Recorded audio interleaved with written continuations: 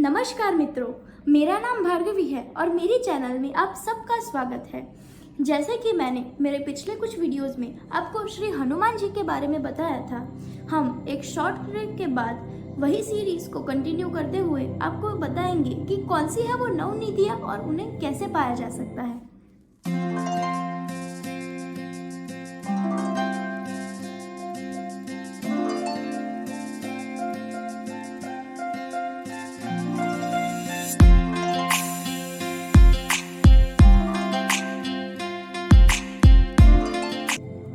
अष्ट सिद्धि नव निधि के दाता अस्वर दीन जानकी माता।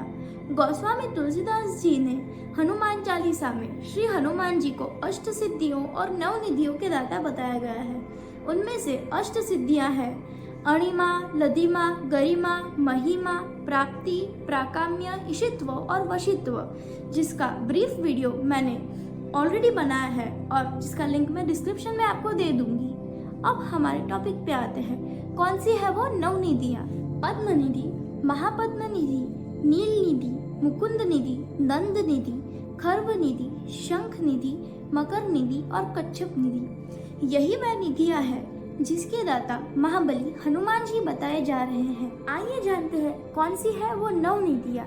पद्म निधि, यह निधि से संपन्न व्यक्ति सात्विक गुणयुक्त होता है तो उसकी कमाई गई संपदा भी सात्विक होती है। सात्विक प्रकार से कमाया हुआ धन पीढ़ियों को तार देता है। इसका उपयोग साधक के परिवार में पीढ़ी दर पीढ़ी होता रहता है। सात्विक गुणों से संपन्न व्यक्ति धन, स्वर्ण आदि का संग्रह करके उसे दान करता है। महापद्म निधि, यह निधि भी पद्म निधि की तरह सात्विक ही है, हालांकि इसका प्रभाव 7 पीढ़ियों के बाद चला जाता है।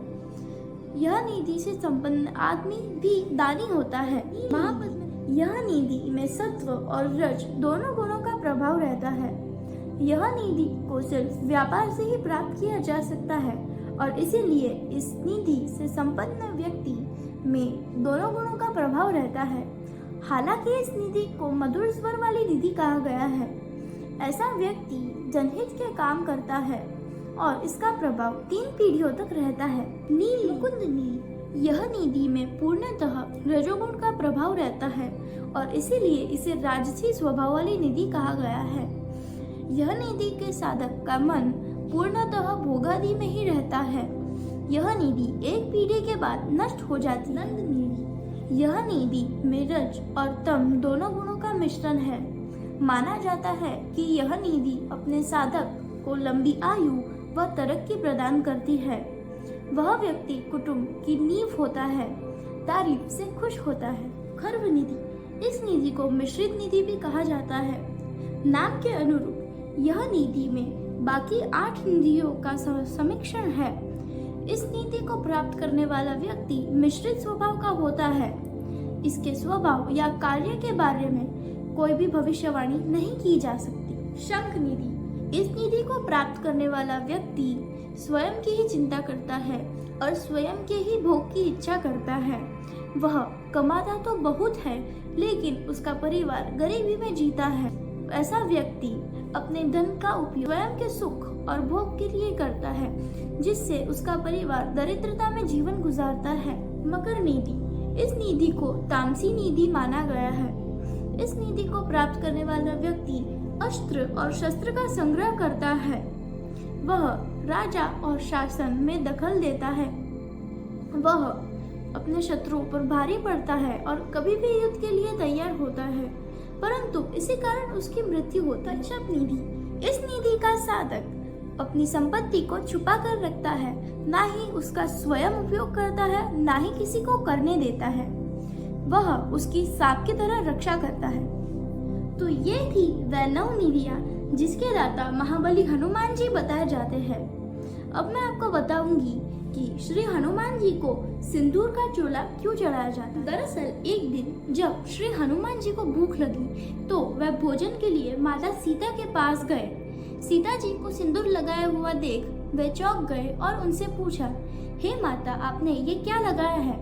तब सीता जी ने उनसे कहा कि यह सिंदूर है जो सौभाग्यवती महिलाएं अपने स्वामी की लंबी उम्र, प्रसन्नता और कुशलता के लिए लगाती है। फिर हनुमान जी ने सोचा कि अगर चुटकी भर सिंदूर लगाने से स्वामी की प्रसन्नता प्राप्त होती है तो पूरे शरीर में सिंदूर लगाने से तो वे अमर हो जाएंगे, सदा प्रसन्न रहेंगे। फिर हनुमान जी ने पूरे बदन पर सिंदूर लगा दिया और भगवान श्री राम की सभा में गए। हनुमान जी का यह रूप देखकर सभी सभासद हंसे। भगवान श्री राम स्वयं के प्रति उनके प्रेम को देखकर अत्यंत प्रसन्न हुए। उन्होंने हनुमान जी को यह वरदान दिया कि जो भी मनुष्य मंगलवार और शनिवार को उन्हें घी के साथ सिंदूर अर्पित करेगा उस पर स्वयं श्री राम भी कृपा करेंगे और उनके बिगड़े काम बनाएंगे। तो अभी आपको पता चला कि क्यों श्री हनुमान जी को सिंदूर का चोला चढ़ाया जाता है। नेक्स्ट वीडियो में हम श्री हनुमान चालीसा की पहली 4 चौपाइयों को एक्सप्लेन करेंगे और यह भी बताएंगे कि श्री हनुमान जी श्रीलंका के गांव में दर्शन दें। अगर आपको मेरा वीडियो पसंद आया हो तो इसे लाइक, शेयर, सब्सक्राइब करें और नीचे कमेंट करें जय श्री राम। तब तक के लिए मिलते हैं दोस्तों, बाय।